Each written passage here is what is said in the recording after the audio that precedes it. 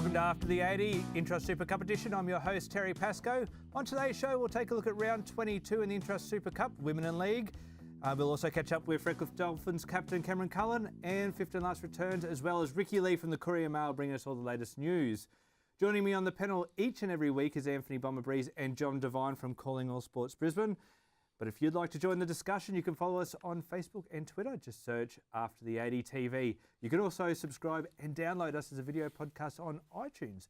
But before we get started, we'll go to some breaking news. Last night on qrl.com.au that Sunshine Coast Falcons and coach Craig Ingebrigtsen have parted ways. Instead of us speculating about it, it's best we hear from the man himself. Craig, thanks for joining us. Yeah, thanks very much, Terry, and Bomber and John. It's great to be on your show again. Mate, this seems to have caught everyone off guard a little bit. Was this a recent decision for you and the club? No, I made it prior to the first game of the year, and I told the club then that it was the best decision for myself, and I wanted to give them plenty of time to make sure that they had a coach in place and they could recruit properly. So, yeah, it was made a long time ago, but obviously it came out yesterday in an interview, and I was asked a question and I couldn't not tell them the truth, so I told them basically the truth. So yeah. Craig, does this mean now that you're no longer the Melbourne Storm assistant coach? Yeah, I don't do anything for the Storm, so it's you know, at the end of the day, it's you know, that's sad that won't evolve, and I won't be helping the Storm out with anything. But I didn't do much with them this year anyway. To be fair, Bomber, I did everything up to last year, but this year I didn't do anything, so it was pretty cruisy anyway. Hey, Trigger, mate, you've gone to one grand final. You got within 2 minutes last year. You had a crack against the Northern Pride.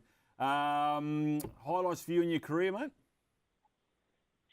Yeah, I think making 3 grand finals in 6 years in Queensland Cup's been is pretty good. You know, I think the one in 2013 we probably should have won. Bit unfortunate that day, but they had a couple of blokes named Jason Tamiloa and Michael Morgan and a few guys like that were pretty good for them. So they got us on that day. And then last year, as you say, John, we were very close. And yeah, it's probably the highlight. Last year was a great year for us. All right, now, Craig, what does the future hold for you yourself? Are you going to look for another Queensland Cup side, or are you going to start looking at maybe Super League? Or I hear there's a couple of coaching positions going at Broncos, Penrith, and maybe even Manly. Yeah, no, open to all offers, Terry. But no, at the end of the day, it's something that I've decided to do. You know, I need to spend some more time with my wife and give her something back. She's put a lot into this. So it's time for me to give something back. But you know, like at the end of the day, I don't know what I'm going to do. To be totally honest, it's one of those things. You're into the unknown. Well, Craig, I hear there's a little Rockhampton club that's looking for a coach next year. So maybe there's something there for you. But mate, we better let you go. But before you do, mate, I just want to ask you a quick question. How good was your spray at half time on the weekend? Because your side come out and scored 5 tries in 18 minutes.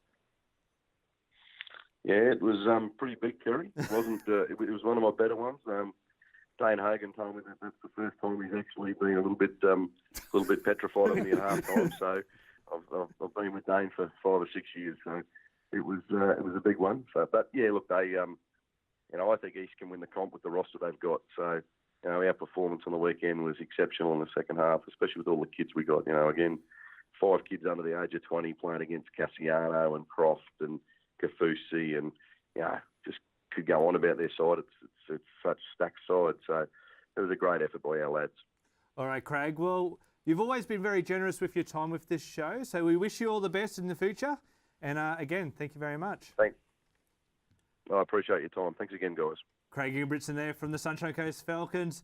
I'd be ashamed to see him go, but we should be interesting endeavours. I think Eric Smith is going to be joining the Sunshine Coast Falcons now. So it doesn't sound the same as Craig Ingebrigtsen. Trigger. Yeah, Trigger, but Smithy needs another name. We might need a nickname, eh? Yeah, I think the Impaler, the Enforcer, the Viking. Yeah, exactly. Plenty of options. All right, now it was Women in League round in the Intrust Super Cup last weekend. Let's take a look at some of the results. I think most of it went to plan. How was your tips, John? 5 from 7. Not too bad, but obviously can improve as we go into these games. But as usual, it's a tight competition, but the top 6 might be sorted. I think it's pretty close. I guess now, when we have a look at the competition ladder later, that there's still a chance that Ipswich and that could make it, but they need a couple of results to go their way. Ipswich Capras, high-scoring game, Bomber. Yeah, it was there. Obviously, the first point in that game actually was the 6,000th point in 2018. So yeah, it was a game there. The Jets flew out of the blocks there, and then they ran out of replacements with 20 minutes to go there and allowed a couple of more tries in, which obviously will hurt their for and against a little bit later on. And also Burleigh putting South to the wall, which pretty much ends their season as well. And Pride got away with a win, but I think it was closer than what the score shows. But let's have a look at some of the games. I'll start off with the 1 versus 2 game of the round, Townsville up against Redcliffe. As we saw in the score there, Redcliffe getting away with a 2-point win, but it was quite a different game. Like, it was, a game where Redcliffe only completed at 63%, but they still got away with the win, and Townsville had the bulk of possession. So it was quite interesting.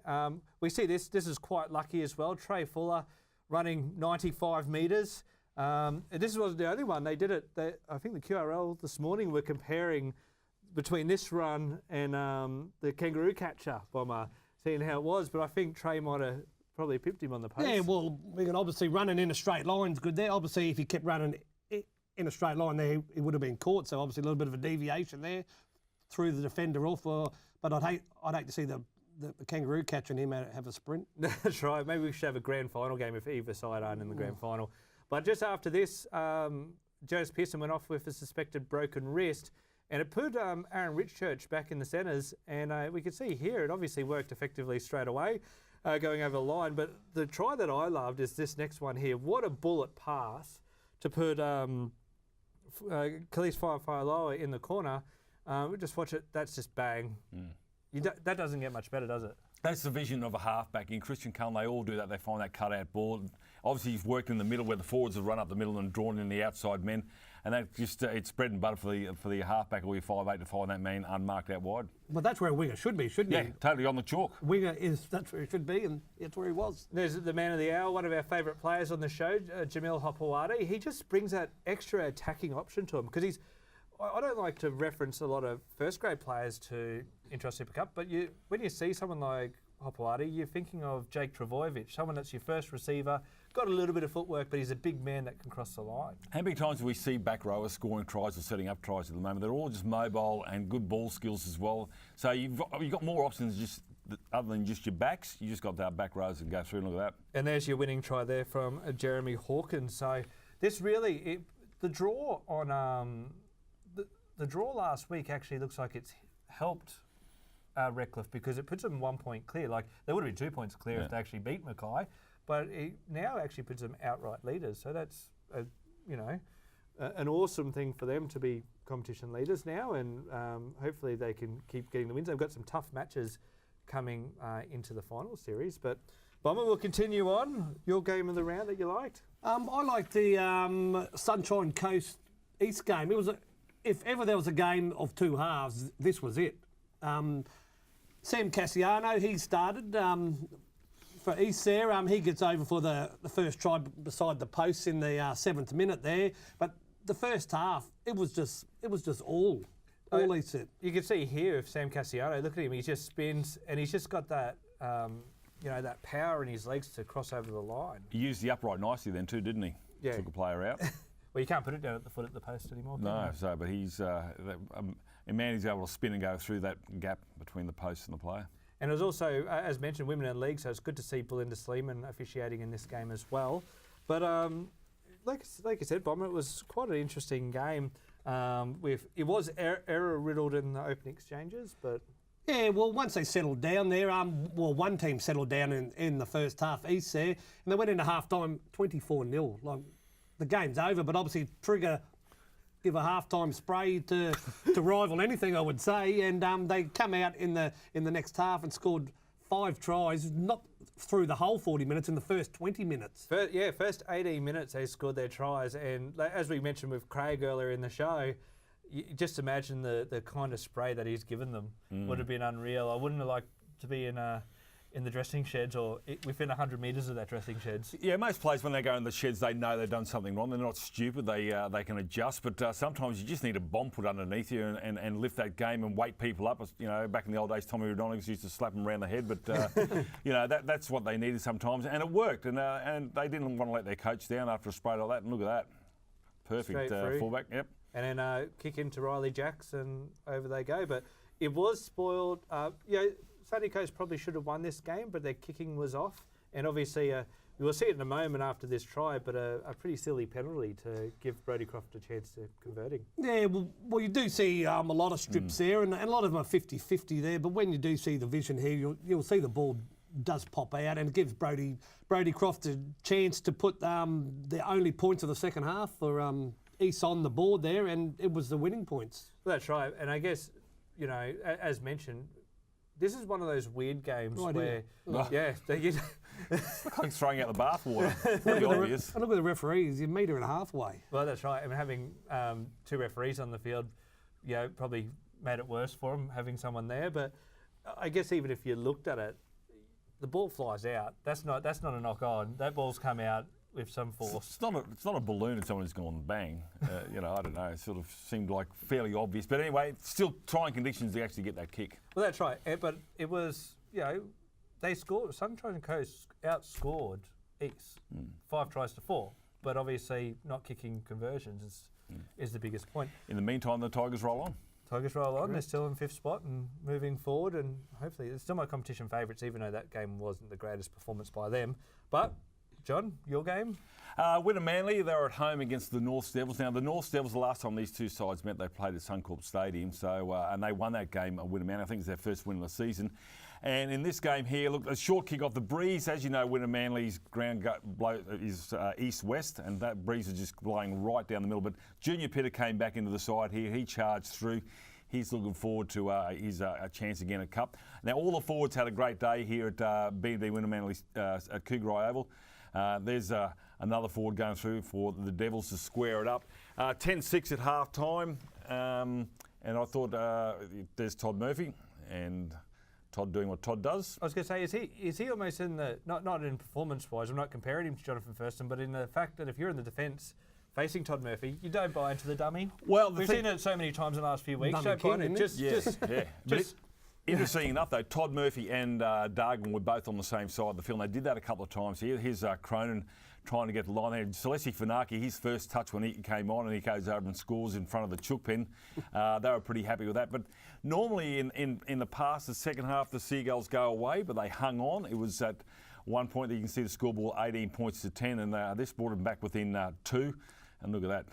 Dargan up against Celeste Funaki. Geez, a forward against a halfback, not too bad. And Jack Ahern, well, he was outstanding at fullback, the former Redcliffe player, but there you go. You see Todd Murphy doing another one. Yeah, well, the interesting part in this game, and prior to this game, there was an interesting stat saying that Norths have lost 5 of their last 6 away games, which I find actually quite familiar. There's another strip penalty, but it's quite interesting when you think that Norths play at Bishop Park at Nunda. This is at Wynnum.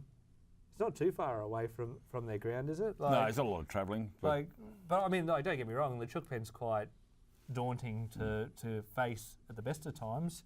But, you know, they had the advantage with putting Wynnum with the sun in their eyes. So, yeah. Well, I mean, Winner Manly, they go to PNG this weekend, but they might ruin the season for PNG as they did against Norths. You never know. They've got nothing to lose now, the Seagulls. Well, they're the giant killers, aren't they? They're actually knocking off some of the top sides. Well, they'll be putting this season down as a lot of missed opportunities there.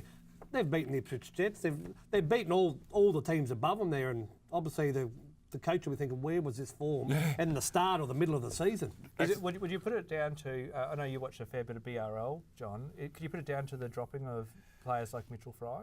Well, the changes had to be made because time and time again they tried and they tried and they tried. And they dropped Peter Gubb, Mitchell Fry as well, Alex Barr, Celeste Funaki. They lost Payne Haas early in the season. But the Seagulls, where was that? I mean, at the back end of that game, they actually hung on and won that game. Early in the year, they would have lost. They lost to PNG on the whistle, Tweed Heads, Sunshine Coast Falcons with a field goal. So, yeah, he's just ripping your hair out sort of stuff. And Adam Brightson, well, maybe the pressure of winning games to stay in the six is gone now. Now they're playing footy they enjoy to the way Brighton wants, and they're going to ruin the season. Well, they've done it for Norths, and they may even do it to PNG, and they got Black Hawks last. Well, they signed Adam for another 2 years. Do you think it's that having that, security in coaching as well, or do you think it's the influence of having Neil Henry as an assistant coach? I'm not really sure how it goes back there, but I spoke to Adam Brightson about what Neil Henry does. It's nothing different that Neil's saying that Adam hasn't said all year. I think it's just a case of players starting to respond. And look, it'll all wrap up in the end in the wash there. They're not going to finish on top of the table or in the top six, but they're starting to win games. All right, that footage was courtesy of QRL Media. If you'd like to see all the highlights and interviews from the weekend, please head to qrl.com.au. Now let's have a look at the competition ladder after the Women League round. Like I said, Redcliffe clear on top on 31 points, but there is a bit of a logjam. And we'll talk about the finals series shortly, but it's vital that you get that 1-2 spot because you get the week off. So, Burleigh, even though they hadn't been performing well in the last few weeks, they've got a good chance to finish top 2. They have indeed, the Burleigh Bears. Obviously, the grand finals 2 years ago, but they have to. They've got starting to get players back. Jamal Fogarty and those fellas. They'd like to see Dowling back. They've got a big ask, I suppose, coming into the finals. But I think Jimmy Lenahan, even though if you finish third or sixth, you still get knocked out, but you still get the home final. But I think, Redcliffe and Townsville. I don't know whether it's such a great thing to have to finish 1-2. Well, that's right. There could be benefits, and I mean, if you've got any niggles, it's great. But if you want match fitness, but I guess they got under 20 sides that they can have opposed sessions too. But we have a look here. Interesting, 5th and 6th on 26 points. But if you look over the page, you've only really got 2 sides now that are really in contention, Bomber, and they really need a loss from PNG. And I mean, this is setting up to be a blockbuster finish of the competition because Norths and Ipswich is the last game of the competition year. Yeah, well, that's what I was going to mention there. The Jets are on a bit of a roll there. They'll obviously got to win their last 2 games and rely on results there. And hopefully, like we said, if teams 5 and 6 do slip up there, it could come down to that last game for the Ipswich Jets and Norths there to try and pinch that last spot. So, and I think that's just one of those interesting ones. I guess PNG playing Wynnum in Wynnum, you would say that PNG are such a brutal side at home, as well as having that huge crowd behind them. But then they're playing Central the week after, and I don't mean to disrespect Central, and I'm not saying every game's easy, but you'd almost lock in PNG for beating Central in Rockhampton. I totally agree with that, but overlooking everything at the moment, it seems to be the East Tigers are the ones that everybody sort of, and mentioned the Northern Pride where they finish on that ladder. But look, PNG, once upon a time, it was a tough ask. Now the sides have gone up there and they've won. So it's not over yet, but the Jets and Devils need to win their last 2. Redcliffe Dolphins travelled up to Townsville with a huge task on their hands, taking on the competition leaders. But they walked away victors in a tough-fought match. Joining us now to tell us all about it is their skipper, Cameron Cullen. Mate, congratulations on the win. Thanks, mate. Appreciate it. Mate, what can you take out of this win against the competition favourites? Oh, mate, it was a very, very tough win. Townsville up there is always very tough, and I think we made it even harder on ourselves. We only completed it, I think, 63 or 68%. So for us to hang in there, they completed at 80. So, they weren't too far off. For us to hang in there and be able to come up with a play to get the win at the end of the game, I thought it was a very tough win and one we can sort of build off for the rest of the season. As you mentioned, you completed at 63%. That's pretty much 2 weeks in a row now. Is that a bit of a concern running into the finals? Not really. I think it's I guess the good part about it is that we've addressed it. Like you said, it has been creeping into our game. A few, not only errors but penalties as well. So we've had a bit of a chat around our discipline, and I think the important thing is the effort. Everyone's turning up, and we're in that finals mindset where everyone's scrambling for each other and putting in the work. I think the good thing is it's something that we can fix. So if we fix up the little discipline areas, I think we're going to improve a lot, and we'll be starting that this week. We saw Trey Fuller run for over 90 metres to open the scoring, also running for 287 metres for the game. He's some sort of talent, isn't he? Mate, he's a freak, and we've known that all year. I think we've got got a lot of good players in our side and a lot of good depth, so it's held Trey out. But he's got his opportunity towards the right end of the year, and he's taken it with both hands. And I thought he's been outstanding. He was our man of the match on the weekend, but even the week before, I thought he was outstanding for us. So it's good to see him get his opportunity and take it with both hands. Hey, mate, you talk about Trey Fuller. Obviously, he's a loose cannon, and Adam Mogg traditionally has a structured game. Does he just let yourself and Trey Fuller do what you like and sum up the situation yourselves, when to attack, when to pass? Do you have a free licence to a degree? Because it just seems that when you fire and when Trey Fuller fires, or even Jonas Pearson, you guys seem to come away with wins. Yeah, yes and no. I mean, we definitely have structure, and we like to stick to our structure, but Moggy encourages us to play eyes up footy, and when you got blokes like Jonas Pearson, Trey Fuller, when you got blokes like that in your team, if you're not playing eyes up and giving them an opportunity, you're sort of missing out. So yeah, it definitely encourages us to play eyes up footy, that's for sure.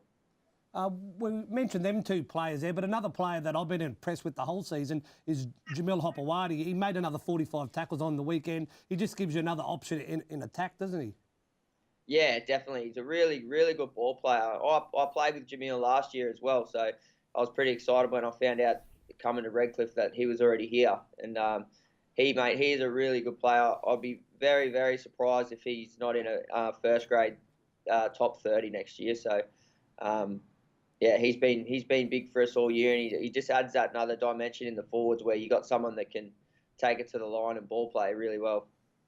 So you got the 40 minutes with the forwards, mate. You've Jonas Pearson. I'm not sure if he's out for the season. You might be able to elaborate on that. But if he is, Tony Tamusa might come in, and then you've got another live wire out in the back line. It's just going to be crazy out wide. Yeah, mate. Yeah, as far as I know, Jonas's season's over. I'm pretty sure he's broken his arm, which is, really, really bad news for us. I thought he's had an outstanding season, and yeah, he's going to be a big loss for us. But like I said before, we've got really good depth at Redcliffe, and there's blokes like Tony Tamusa, Josh Behag.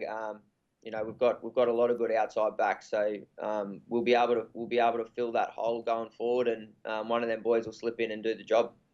Mate, we heard from Scott Sattler on one of your Channel 9 coverages recently that what makes you an exciting player is how you attack the ball. You don't grab the ball standing still and flick past it. Is that something that you've had to work on, or does it come a bit naturally for you?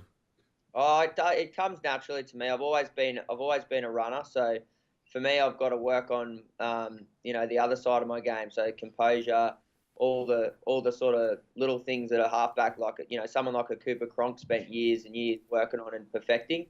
That's more the stuff that I've got to work on. The running game sort of comes natural to me. So that's sort of how I've played for a long time now. Mate, we talk about you're talking about game plans and all that sort of stuff, and the 63% and penalties and all that sort of stuff. You've got 2 games to go in the Intrust Super Cup before you get to finals. There's no time for that sort of stuff now. You've got to actually do the whole 80 minutes, stamp your the Redcliffe Dolphins all over this competition, and you've got to march into the finals full of confidence. And you can't have those sort of little bits and pieces. How have you addressed that during the week in training, mate? Yeah, we had a good, really good, honest chat as a team to address the discipline and stuff like that. And I think it was, it's probably a really positive thing that after the weekend we decided to sit back and go, we've just beat the team coming first after completing with 63%. So on our day we're going to be a really hard team to beat. So it's even more important for us to not beat ourselves. So. As I said, we had a real good, honest chat around discipline and those discipline areas, and the good thing about it is that it's us that can fix it. It's our own backyard, so it's something that we can fix, and we'll be definitely looking forward to fixing that this weekend. And as you say, trying to win 2 games and wrap up a minor premiership. All right, mate. Well, you got Northern Pride this week, so it's not another easy game. I guess. It'll be interesting to see. These sort of runs into the final, do you prefer to be playing the hard sides, like the top of the table sides, or would you prefer to back off a bit? I prefer to play the top sides, and I think speaking of Moggy, he was of the same opinion. Like you want to get some really hard, tough games under your belt before going in, so that you're in that mindset where you're grinding out a win and you're playing basically finals footy before finals footy. So, and the opportunity we have is to get, another 2 really good solid games in against Pride and Sunny Coast. And then we win those, we get a week off. So we get the rest. We can sort of rest the niggly injuries and stuff like that, and then come back out and whoever we're playing to get straight into a grand final, that's going to be the toughest game of the season. So we definitely want 2 hard games, and then hopefully get that week off if we finish first or second. You're spot on, mate, because the way the finals format works out, you could possibly win the minor premiership. You've only got to play 1 game then into the grand final, and you sit back. So match fitness, you want to get those hard yards under your belt, get all the rubbish out of the way, because there may be times when you're without a game of footy for 1 week and you lose that momentum. Yeah, 100%. So, like you say, it's important. It's important that we get some solid games under our belt, but also I think it does come with its advantages as well, because at this time of year, a lot of the boys are carrying little injuries that week off will do the world of good, and we just got to make sure that we're training. The training's obviously intense, and we're ready to go once we play the week after. All right, Cameron, thank you very much for your time, mate. It's always a privilege to have you on. I better get you back to having that coffee in the morning, mate. No worries, mate. Cheers. And that was Cameron Cullen from the Redcliffe Dolphins. Now, with all this breaking news around rugby league at the moment, I thought we should chat with Queensland's best rugby league reporter, Ricky Lee Arnold from the Courier Mail. Thanks for your time. Thanks for having me, guys. Now, news broke yesterday that Craig Ingebrigtsen will no longer be coaching the Falcons. What are your thoughts? Oh, you know what? I think he's a massive loss for that club, but he's also done a really good job to get them to where they are. I think he's leaving them in a great place. And for him and his development, I think he knows this is the time for him to move on to see what other opportunities he can get. I think Trigger's, been one of the best coaches we've seen in the competition over the last 6 years. I think he's been to 3 grand finals. Unfortunately, he didn't win any, but to still get those teams to those places, he's done a really good job. And I think this year, he had a very young squad and an experienced squad, but he's still. They're still in the finals mix, in my opinion. I think it will be a tough road for them to make it to the top 6. But, to have that side in contention is a great thing. And he's definitely leaving them in a better place than when he joined them. Rumours are swirling around that the Broncos will only be affiliated with one club next year, South Logan. Do you think this is the right move from the Broncos? If it's true, I don't think it's the right move. I think, they've got too many players playing in the Intra Super Cup to have just one team. I think, two or three could be enough. Melbourne only have 2, Gold Coast have 2, Cowboys have 3. So if they do want to cut it down, I understand. And I have heard, there were suggestions at the start of the year that Ipswich were maybe on their last legs with the affiliation. They didn't get any players back this year.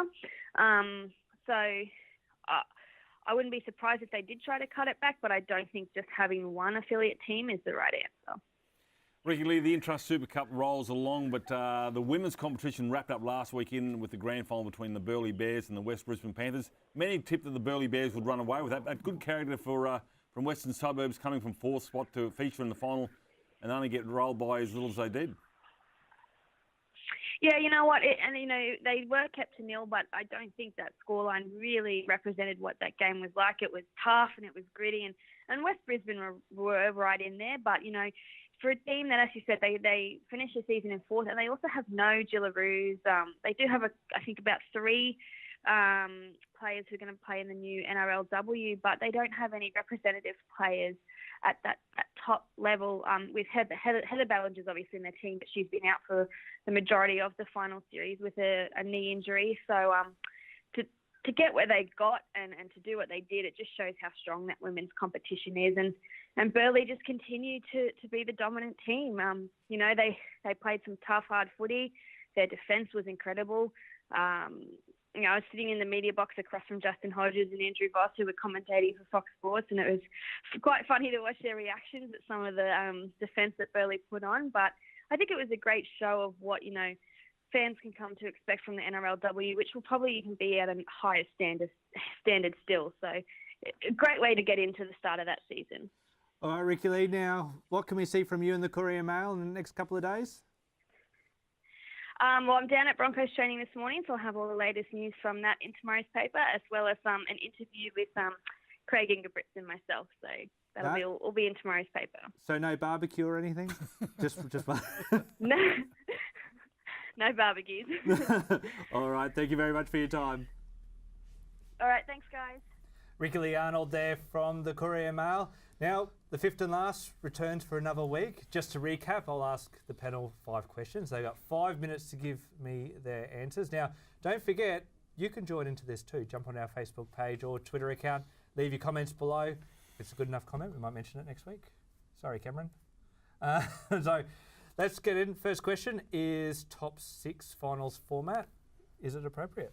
John? No, I don't think so. I mean, you can finish third, you can get a red-hot team in 6th place that'll come over and knock you off straight away, and you're out. 1 and 2, well, the 1 goes straight to the final, but 2, I don't agree with it. I think it should go 1 plays 2, 3 and 4 plays the winner of that plays the loser of 1 and 2, and 5 and 6 is elimination. Follow? What about back to the old New South Wales Rugby League top 5? 1 gets the week off, 2 plays 3, 4 plays 5. Totally agree. That's a system that I liked. So. Yeah, and it's a short 3 weeks of semi-final footy. Obviously, a top 6 gives 6 teams more of a chance rather than 5 teams. So I don't know. I agree. Should the Broncos only have 1 feeder side? I talked to Jim McLennan the other day, and he said no, there is no exclusive contract with South Logan. But should they have 1 side? No. I mean, you talk about, Ricky Lee obviously talked about the Cowboys have got 2 teams, the Tweedhead Seagulls have got a couple of teams, the Titans, obviously the Burleigh and that. If you've got 1 side going to the Broncos, what happens to the other 3 or 4 clubs that are affiliated? Where's the pathway to go from Cup into the Intrust Super Cup? And what happens if South only have that 1 affiliation with 5 or 6 players going straight over the Broncos with the injuries? They'll either finish on top of the table or last, South. So they've got to spread it out. Could they have their own side? Have the Brisbane Broncos there as a reserve grade side in the Intrust Super Cup? You said that. No, I don't think so. No, it's the way the competition works and the way these players are going from the Intrust Super Cup. I would like to ask Craig Ingebrigtsen what the difference between the Intrust Super Cup 5 years ago, what it is now. Is there a big step up between Cup and NRL? I don't know, but I think the format works well with affiliations all over the place. Does the 2 referee system work in the Queensland Cup? It's not played in every game, but it is played in selected games. Normally the higher games on the ladder, I guess. Does it work? Well, I think it does at the Intrust level there. I know in the NRL there you hear a lot more audio and that there where you hear them over-calling each other, one saying to knock on and their head referee not there. But the games that I've seen, the TV games that I've seen the 2 referees, they seem to work well. We don't seem to have as many stuff-ups as we seem to have in the NRL. I don't know. I think I'd just prefer the 1 referee, 2 touchies. I mean, if 6 eyes can't do what 8 eyes can do, I'm not really sure there's a point in having another one. And they get in the way to a degree, and I think you just got to back the coach, or I should say the player the referee who's got sole control of the game. I mean, it's just him and nobody else. All right, Bomber, should NRL players be able to be eligible for the Queensland Cup finals? Well, I think they should be if they're qualified, obviously. Obviously, the week before, they've only played 1 game for Redcliffe there. They can't just drop them back and say, but play in the final. But others like Jonas Pearce and Katani Staggs, they've played enough games, I think, for Redcliffe to be eligible for the finals if the Broncos go out the back door in the first week, like I think they probably will. I think talking with Brad Talon the other week, the rule is you've got to play more Intrust Super Cup games than NRL games to be eligible. So I guess if you look at it on one side, Kane Elgee would probably be eligible. AJ Brimson probably wouldn't be, even though he's only a young player himself. So it is interesting to see which way it goes. Now, hot topic. Who's your Petro Civoniceva medalist? Who's your prediction? Well, the leader after 10 rounds, I think he's gone on and he'll win it, and that's Ipswich Jets captain Nat Neale. I think he's had a great season, probably his best season at the Jets. If he did have anyone chasing, it probably would have been a Jake Clifford, but he's obviously missed a few games now, so obviously that's going to deter him or Zach Docker-Clay from the Pride. So Zach Docker-Clay, interesting. What about you, John? I'm actually going to go with Pat Politoni, the hooker from the Burleigh Bears. Every time he seems to play, he lifts. I would have had Blake Leary, but unfortunately Blake's been ruled out. So there's certainly a lot of options around, but it's going to be a nightmare. Love to see a forward winner like a Sam Anderson or a Luke Page. I love my forwards getting up there. Luke Page winning it a few years ago, but I'm going to stick with Pat Politoni. I think someone like, we haven't mentioned him yet, but we've had him on the show, Cameron Cullen. He's always performed every single game. I'm glad you said Cameron. Yeah. Yeah. They're not Christian. Yeah, but with the halfbacks, it's drive for show and putt for dough. I mean, you talk about Todd Murphy scores a couple of tries and that sort of stuff. They do the pretty stuff. It's the hard slogging plays like your Sam Andersons and your Nat Neils, isn't it, Bomber? They're the guys. Like you said, the halfbacks talk to the referee, talk to them nicely and all that. Do one little thing right, like you said. At the end of the game, we'll give it to him, not to a Nat Neil or, like you said, a Sam Anderson, the blokes that put their bodies on the line. It's the dirtiest jersey at the end of a game. It's not the halfback. I can tell you now, it's the 8 or the 10. Easy. Well, then you throw in the mix Jamil Hopewadi. You also got Francis Molo. That have all made. That's it. No more. I was going. We're just gonna end there. That's it. We're just gonna leave it at Francis Molo. So we'll go from there. All right. Now you can have your say. Like I said, just leave your comments below. And like I mentioned, Cameron Ankar did mention on there, he is a mate of mine, but he did mention that maybe we should take the Intra Super Cup game to Cougarai.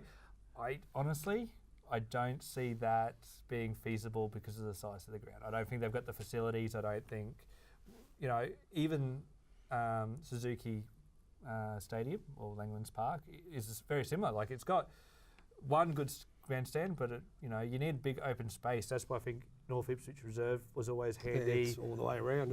Now with the new development of Dolphin Stadium, you've got that.